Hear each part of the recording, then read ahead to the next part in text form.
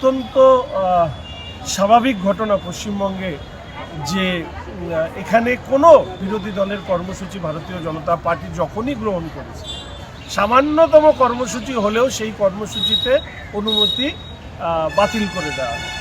দুর্ভাগ্যের বশত হচ্ছে যে পুলিশের বড় অফিসাররা তাদের মেরুদণ্ড তারা জমা দিয়ে রেখেছেন কালীঘাট কিংবা ক্যামাক্সটিতে, ফলে তারা অনুমতি দেন তৃণমূলের দুষ্কৃতীদেরকে রাজ্য জুড়ে দাপিয়ে বেড়াতে, কিন্তু বিরোধীদের প্রতিবাদ করবার অনুমতি নেই। দুষ্কৃতীদের তাদের দুষ্কর্ম করবার অনুমতি এই রাজ্যে পুলিশ দেয়, কিন্তু বিরোধীদের কণ্ঠস্বর, প্রতিবাদের কণ্ঠস্বর যখন নারীর সুরক্ষা হোক, দুর্নীতির বিরুদ্ধে হোক, সেই তাকে দাবানোর চেষ্টা পুলিশ যেভাবে করছে, এটা মনে সর্বকালীন লজ্জার রেকর্ড আমাদের রাজ্যের পুলিশ, কলকাতার পুলিশ তারা তৈরি করেছে।